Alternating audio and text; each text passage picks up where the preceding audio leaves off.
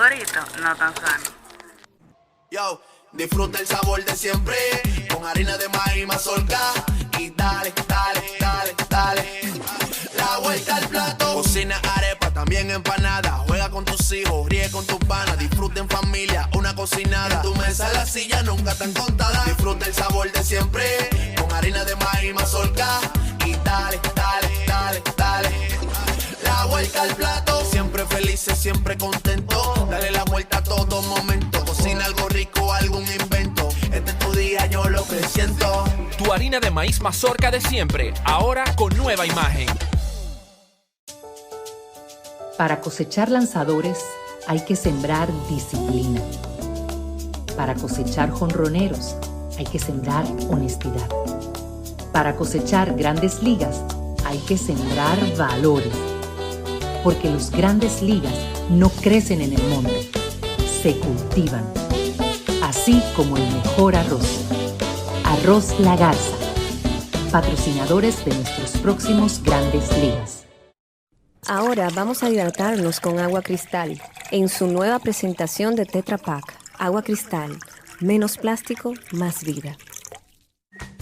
Cada uno de nosotros tiene una forma diferente de celebrar el éxito.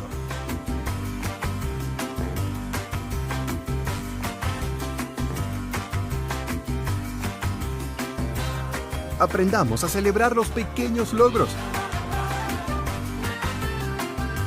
Porque quien celebra la vida todos los días ya alcanzó el éxito que tanto estaba buscando. Don Pedro celebra todos los días.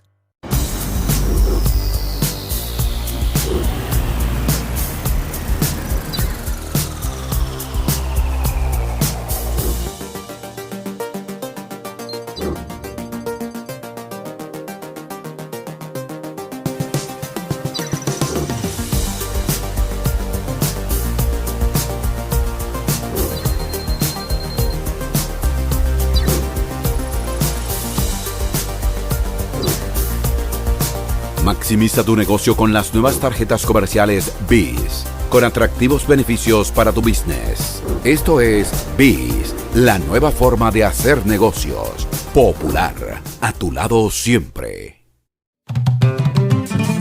Bao, bao, bao. Te traigo poesía, te traigo sabor, flor de caña dulce, jugo de limón. Bao, bao, bao, bao. Bao Radio.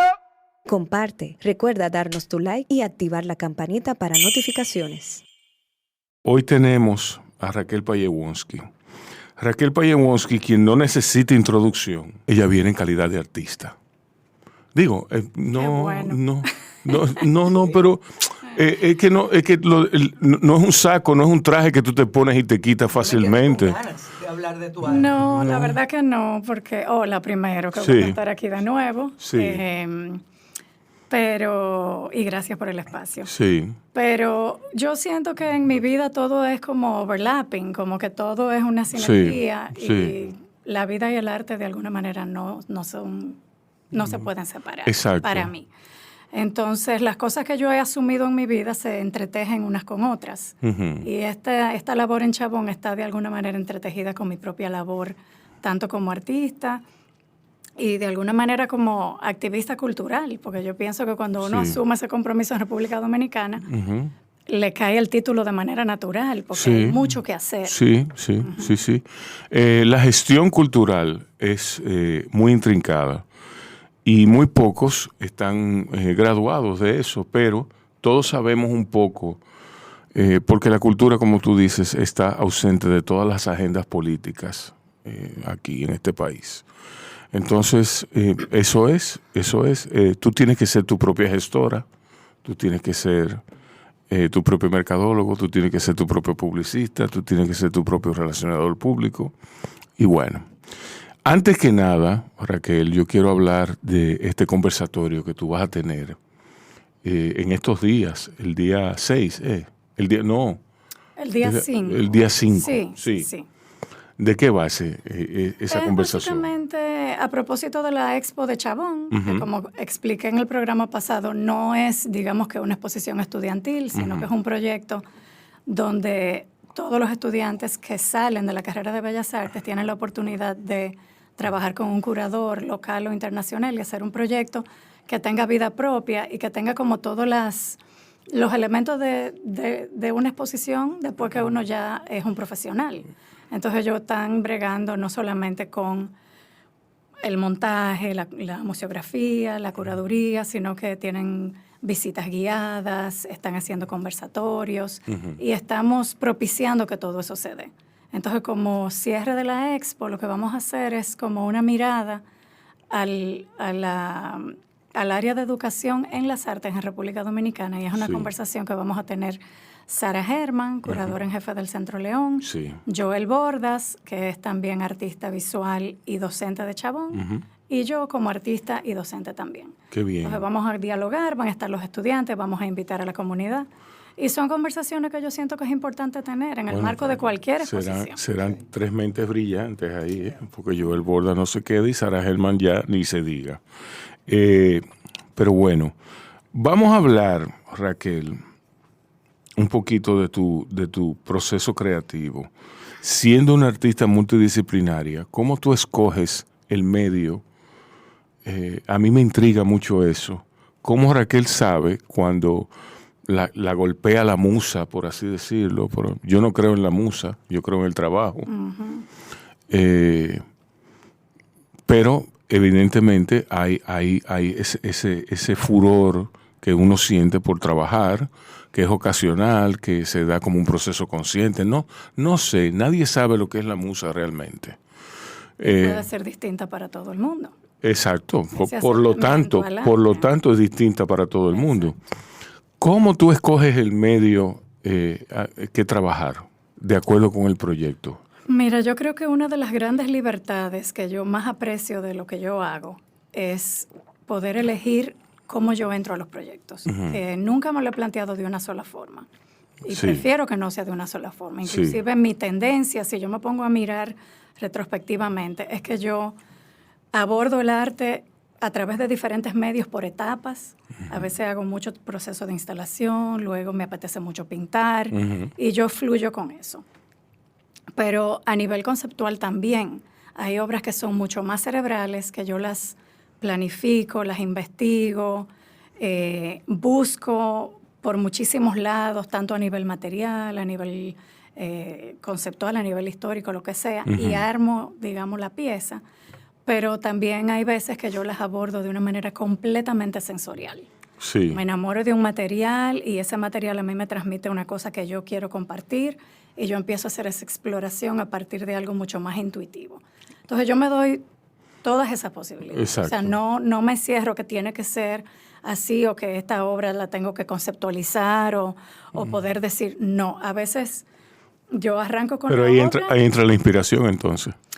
Se le puede llamar como uno quiera, pero es como ese momento donde uno conecta. Y esa conexión puede venir del cerebro, puede venir de aquí, puede venir de aquí. O sea, es como trabajar con el cuerpo entero. Y yo me siento súper agradecida porque esa es una claridad que yo tengo desde muy jovencita. Cuando yo entré a Chabón, porque yo estudié arquitectura primero, entré a Chabón como a los 20. Y después estudié en Parsons y estuve en Nueva York 10 años. Y todo ese proceso muy joven, a mí, me decían, tú eres pintora. Y yo siempre me sentí muy incómoda con ser definida por un medio, pintora o escultora. O sea, para mí todo era como, todo lo que existe es un material potencial. Y yo no tengo que tener una destreza necesariamente. Vamos a decir, quiero hacer algo en silicón. Yo no tengo que haber hecho una maestría en silicón. Mi aprendizaje es buscarle la vuelta, entender el proceso y aprender, porque cuando en esta profesión yo creo que uno aprende siempre, no termina el proceso de aprendizaje. Y cada proyecto, cada idea, pues siempre hay elementos que van aportando y determinando, y si son elementos que uno no maneja, pues uno le busca la vuelta y los aprende. Y entonces se va como ampliando esa gama de posibilidades. Mira, A mí me alegra mucho que tú dijeras, que mencionaras tus estudios de arquitectura, porque eso te da el rigor necesario, el rigor intelectual necesario para tú abordar los distintos proyectos, los distintos medios que te ocupan. ¿De dónde tú vienes? Ya tú dijiste parte de tu historia académica, pero tú eres artista desde pequeña. Digamos que yo era una gente muy creativa. Yo era una niña muy creativa que no tenía la conciencia de que lo era, porque la creatividad siempre se equiparó con unas destrezas que yo no tenía ni cultivé. O sea, yo no era la niña prodigio que dibujaba. Sin embargo, yo tengo recuerdos muy, muy jovencita, donde yo lo que hacía era maquillar y disfrazar. Sí. O sea, a todo el que yo podía, yo le hacía intervenciones, que es lo que yo todavía como artista hago. Sí. O sea, yo agarraba a mis primos y los vestía de extraterrestres y le hacía un montón de cosas. Y yo me doy cuenta que mi primer verdadero acercamiento al arte fue ese. Transformar un cuerpo que existe en algo de mi imaginación y disfrutar el proceso. Y eso es algo que todavía yo hago y que tengo muy cerca de mí. Sí, pero, bueno, generacionalmente yo te ubico como cerca de Jorge Pineda. Jorge es una década mayor que yo. Una década mayor. Sí. Sí, pero te ubico como es la misma investigación. Bueno, profesionalmente estuvimos caminando en paralelo por muchos años y fuimos como parte de una misma generación que en los 90s exploró mucho la instalación y que rompió un poco de los medios convencionales y fuimos grandes amigos. Sí, sí. Jorge Pineda, era fácil ser amigo de Jorge Pineda. Sí. Sí. Pero a mí se me ocurre también que la instalación es donde tú y Jorge, en todo caso, adquieren un mayor poder exponencial en comparación con los otros medios. No es detractando a los otros medios, pero las instalaciones tuyas tienen hay un sentido. Yo quisiera oír tus comentarios al respecto. ¿Cómo tú abordas una instalación? ¿Cómo tú te das cuenta de que una obra con su lenguaje, con todas las peculiaridades expresivas que puede tener, es una instalación antes de hacerla? Bueno, mira, yo pienso que formalmente las instalaciones tienen un impacto y por eso de entrada mucha gente puede sentir que tienen más poder que otras piezas, pero no necesariamente es el caso. Sí. Yo pienso que cada medio, por íntimo que sea, puede ser muy poderoso y llegar a donde tiene que llegar. Por eso se elige el medio en cada caso. Igual que cualquier otra pieza, porque, por ejemplo, en mi caso, a mí me cuesta mucho analizar la obra quizás de manera reduccionista, llevándola a que es solo una instalación, porque la mayoría de obras instalativas mías incluyen, por ejemplo, una parte de video o una parte de vestuario o una parte escultórica. Entonces yo siempre, hay piezas que muchas veces me han hecho entrevistas que me dicen, no, porque esta obra fotográfica. Yo digo, sí, es una obra fotográfica, pero fue una acción que tuvo una instalación que al final fue videográfica y que yo terminé documentándola en fotografía. Entonces ahí hay 4 medios. Sí. Entonces es eso, es ese maridaje de todas esas cosas juntas. Pero contestando ya tu respuesta más a nivel técnico, yo pienso que a mí me gusta mucho repetir elementos y fraccionar el cuerpo. Entonces la instalación es una manera muy hermosa y muy poética de lograr eso. Y es algo que yo he explorado desde el principio en mi carrera. Inclusive esta semana le estaba contando a alguien que en el año 93, por ahí, yo hice un pie de yeso y lo metí en 2 medias panties. Y los colgué en mi estudio. Y yo amaba eso. O sea, yo quería tener eso colgado de mi pared, pero odiaba el yeso. Y yo decía, estos pies de yeso no es lo que yo quiero hacer porque me resultan como muy grecorromanos. La terminación no es la que yo quiero, pero yo quiero la media panty, quiero los pies. Y eso duró 1 década colgando de mi pared. Hasta que un día yo vine de vacaciones aquí a Santiago, fui a una fábrica de cera y vi que había cera del color de este café, súper oscura, hasta una cera casi blanca, muy clarita, y eran como todas las tonalidades de la piel dominicana, que tenemos como todo el espectro, todos los marrones. Sí. Y yo compré, qué sé yo, cuánta libra de cera y empecé a vaciar esos pies. Hice 100 pares de pies. Y esos pies quedaron con un nivel de detalle, porque la cera permite eso, muy fiel al cuerpo humano. Entonces, eso fue lo que detonó que esa pieza se consumara y se volviera realidad. Sí, sí. Y al final es una instalación que, bueno, que ha viajado mucho, que yo he presentado en muchos lugares, pero fue eso, es cómo esa pieza hubiera podido terminar siendo otra cosa, o quizás una acción, o quizás yo hubiera decidido usar un cuerpo verdadero y grabarlo, filmarlo, o intervenirlo de otra forma, pero el elemento cera detonó todo lo otro y entonces la instalación cobró vida. Sí. ¿De qué fuentes tú bebes regularmente? ¿De qué te inspira? ¿Cuál es el trabajo de otros artistas que tú con más asiduidad sigues? Mira, a mí me encanta, yo tengo muchos artistas que amo. Y que sigo, y que ahora la labor como docente me hace acercarme más porque tengo que estar actualizada. Entonces hay muchísimas plataformas donde yo estoy constantemente viendo las exposiciones de los museos porque es algo que tengo que transmitir. Sí, claro. Y eso me ayuda muchísimo. Pero yo me alimento de todo. O sea, a mí me encanta la investigación científica. Yo soy una amante de la naturaleza. Me encanta mucho la interconectividad que tenemos a nivel energético, todo lo que es, vamos a decir, lo humano con lo metafísico, con lo botánico. Entonces estoy siguiendo mucha gente que está estudiando, por ejemplo, el underground, como la superficie, la capa vegetal, la comunicación entre los árboles, por ejemplo. Hay un montón de cosas que tienen que ver también con la salud física, mental y espiritual que yo incorporo en el trabajo y que alimenta mucho lo que yo hago. Háblanos de los senos, por ejemplo. ¿Cómo es la trayectoria? Bueno, mira, a mí la maternidad y la lactancia tuvo un impacto muy, muy grande en mi vida porque vamos a decir que mi trabajo siempre ha sido... De alguna manera ha tenido el cuerpo como plataforma como punto de partida para hablar de múltiples cosas que tienen que ver con lo filosófico, con lo político y con muchísimas áreas. En un principio yo trabajaba el cuerpo de manera muy directa, ahora lo trabajo mucho más en relación con otros elementos, con el contexto, digamos. Pero...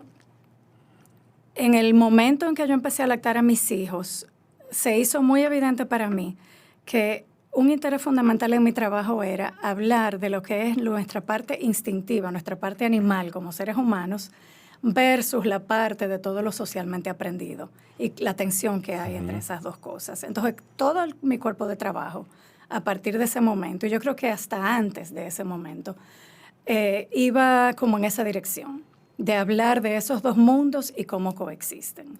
Entonces, el seno se volvió un símbolo para mí a partir de una pieza que yo hice de un muro de 200 senos bordados, donde yo quería coger como ese muro de concreto, que el muro de un material así como tan duro representa la modernidad y la construcción del futuro y la arquitectura, y cubrirlo con algo humano, súper suave, que habla de la ternura, que habla de la diversidad, que habla de la colectividad. De la sensualidad también, de todo. De la manera en que nos construimos como seres que tenemos energía femenina y que yo siento que tenemos una carencia de la misma. No las mujeres, no solo como una premisa feminista, sino como una premisa universal. Exacto. Vivimos en un mundo bastante masculino que debemos un poco balancear esa energía que nos pertenece a todos, a los hombres y a las mujeres. Entonces yo quería hacer ese muro blando de tetas para hablar un poco de esa energía. Y desde ahí se volvió un elemento que yo adopté en mi trabajo y que a veces uso con sentido del humor, a veces lo uso de manera muy seria, porque yo, por ejemplo, hice una pieza que se llama Beach Balls, que son pelotas de playa, pero las llamé pelotas de... Sí. O sea, Beach Balls. Como, digamos, un homenaje a esa parte del cuerpo que muchas veces la vemos de forma tan estandarizada, que se ha glorificado de una manera tan superficial, cuando realmente si nos ponemos a investigar todo lo que tiene que ver con la energía femenina, el poder femenino y cómo en nuestro pasado histórico no tan lejano habían diosas de la fertilidad y eso era un lugar importante por otras razones. Entonces me gusta mucho, como mencioné, hacer ese diálogo sobre esas contradicciones que se generan en nuestro cuerpo. ¿Tú tienes algo ahora mismo instalado, exponiéndote en algún lado? Sí, acabo de tener una expo en el Museo de Bellas Artes en Roma, una exposición colectiva que curó Gerardo Mosquera. Y justo ahora estoy en una expo en una galería en Nueva York que se llama Rivalry en Buffalo, Nueva York. Qué bien. Curada por Camilo Álvarez, que es un curador dominicano que vive en Estados Unidos hace muchos años. ¿Y qué piezas tienes allá? Tengo dibujos y fotografía. A mí me intriga mucho el elemento de misterio y que se traduce en tu iconografía, la cual es increíblemente, avasalladoramente diversa. Tú no tienes... tú tienes un estilo, pero es tan amplio, es tan... Bueno, lo que vimos de Lucy hace un año, las matas colgadas. Sí, bueno, ella ya lo explicó, ya que eso forma parte de su búsqueda. Bueno, ahí vemos claramente el elemento biológico y botánico. Exacto. Pero a mí lo que me gusta, a mí me gusta mucho, yo siempre las busco, las fotografías tuyas, la fotografía de las personas con esta cosa en la cabeza. Con los gorros. Sí. Eso me encanta porque yo no sé cómo hacerlo, pero me doy cuenta de que hay cierta familiaridad reflejada en mí, pero no sé de dónde viene. Pero eso me encanta. Sí. Esa es la idea. Sí. O sea, yo no quiero que la obra sea dogmática, ni que diga, o sea, yo no sé, ni quiero saber. Yo hago cosas que parten de una idea clara en mi cabeza, pero que van tomando vida propia. Y eso a mí me encanta, porque yo siento que ahí está el diálogo. Y que lo que yo siento que en esa experiencia, sobre todo en una obra como esa, que fue para mí una obra muy experimental, porque vamos a decir que fue como mi primer corto. Ajá. Y donde yo quise hacer un experimento con todos estos cuerpos contenidos de la cintura para arriba, si se le puede llamar, conteniendo nuestro raciocinio y soltando nuestro instinto en un desierto como son las dunas de Baní, en una isla tropical. O sea, ese tipo de contradicciones es lo que yo busco, lo que me interesa. Es como cómo la norma se rompe por todos lados y nos aferramos a lo que conocemos. Entonces me interesa empujar esa barrera de lo que no conocemos. Entonces fue como llevar este grupo de individuos, hombres y mujeres, contenerlos desde aquí, con estos gorros de colcha espuma que de alguna manera bloquean un poco sus sentidos y que en su deseo de protección y de sobrevivir la experiencia, se buscaron los unos a los otros, terminaron agarrados de manos, caminando por el desierto. Y toda esa experiencia, documentarla y ver qué me daba. Entonces yo hice primero eso como trabajo fotográfico y después me di cuenta que yo quería como profundizar más. Y 2 años después regresé con todo el equipo. ¡Wow! Y lo hicimos de nuevo.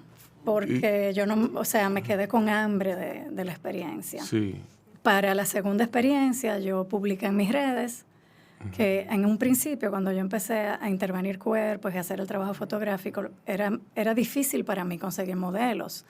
Y ¿Por qué? La gente no se animaba mucho a estar desnuda. Sí. Y yo trabajaba mucho con mi propio cuerpo, con cuerpos de gente muy cercana.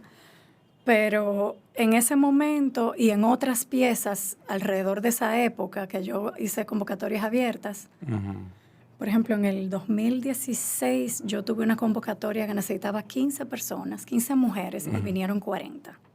Wow. Y hice el proyecto Qué con bien. 40 y eran la mayoría desconocidas y habían mujeres de 20 y de 70. Qué bien. Que es lo que yo quiero con mi trabajo, es hablar de diversidad. Por eso yo siempre utilizo como esa multitonalidad, esa multiedad, esa multicriterio de selección para todo, porque somos un país muy diverso. Y en esa pieza de las dunas fue igual.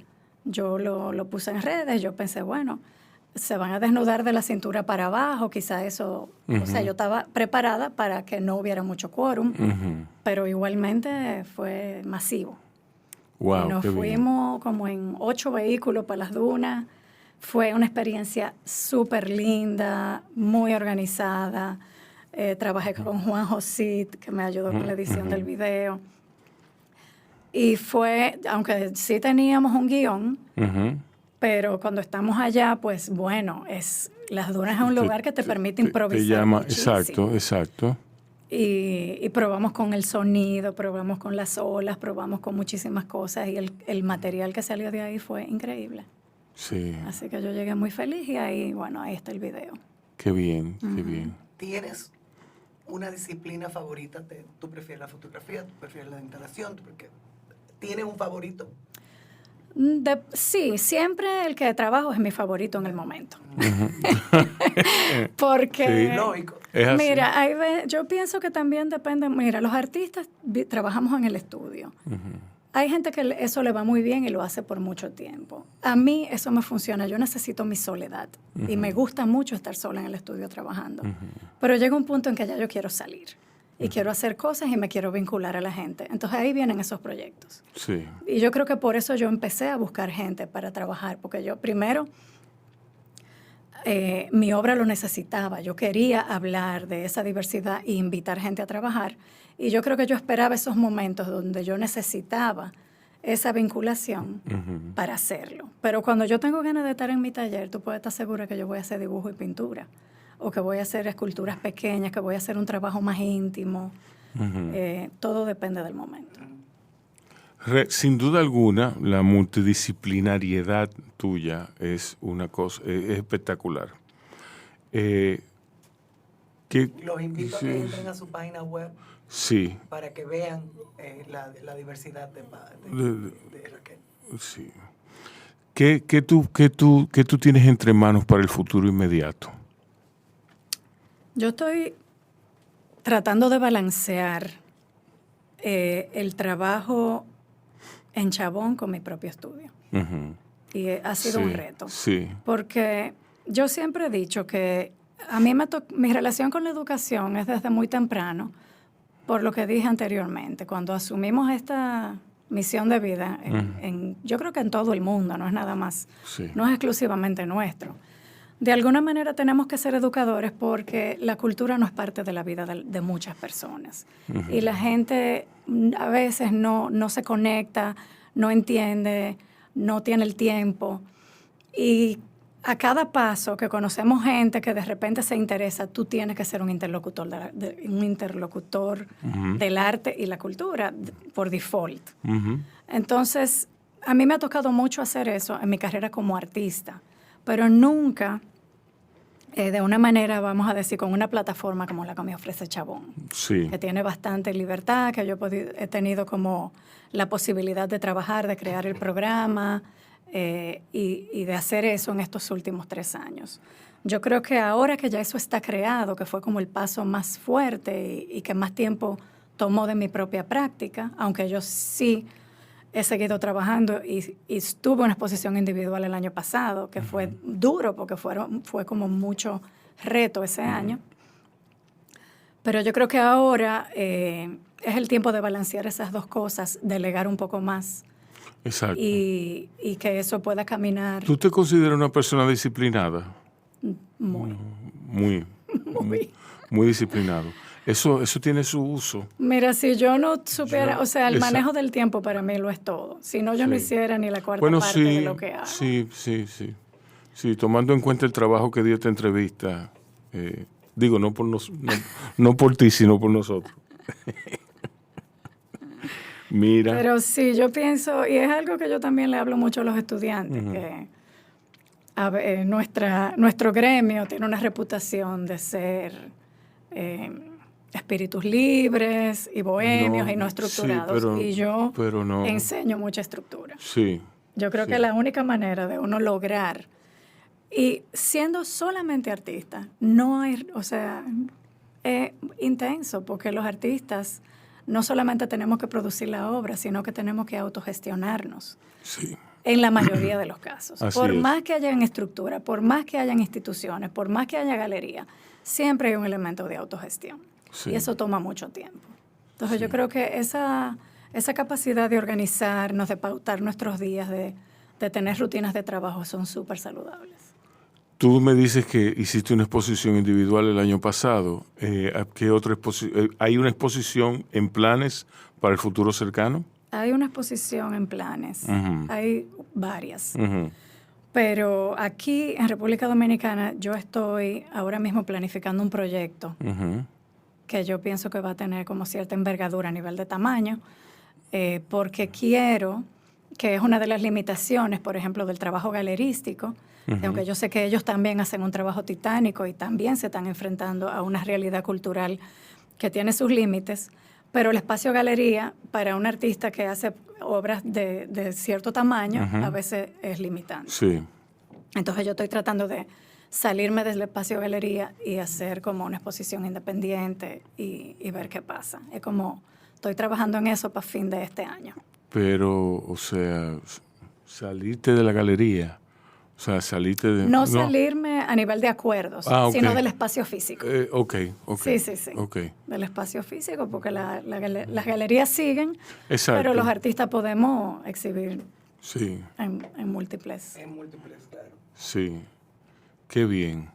Bueno, Raquel, yo te doy muchas gracias por haber estado aquí, por hablarnos in extenso de tu obra y nada, yo te deseo mucha suerte. Muchísimas gracias a ustedes. Y manténnos al tanto de toda exposición, de todo lo que tengas y de más está decir que bajo está tu orden. Muchísimas gracias y con muchísimo gusto nos mantenemos en contacto. Para hablar de esa exposición. Sí, cuando lo logre. Cuando estoy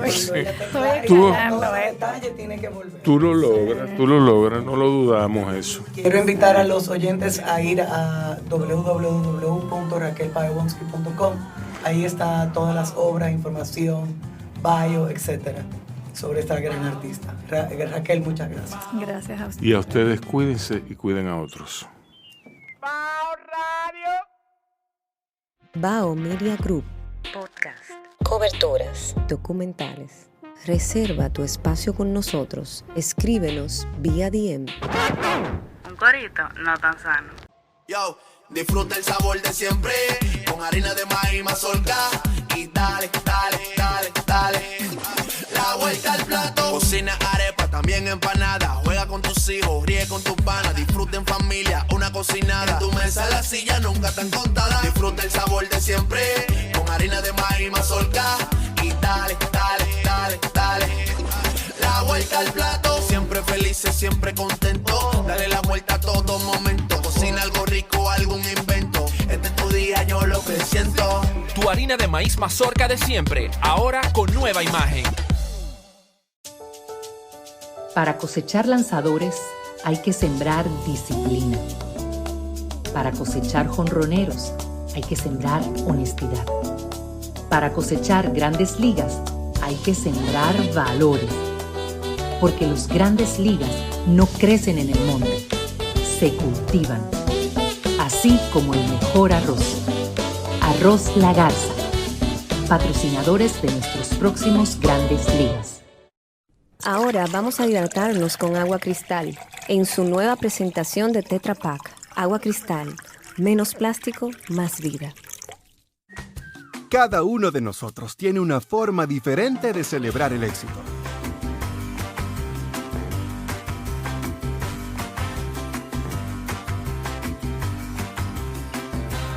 Aprendamos a celebrar los pequeños logros. Porque quien celebra la vida todos los días ya alcanzó el éxito que tanto estaba buscando. Don Pedro celebra todos los días.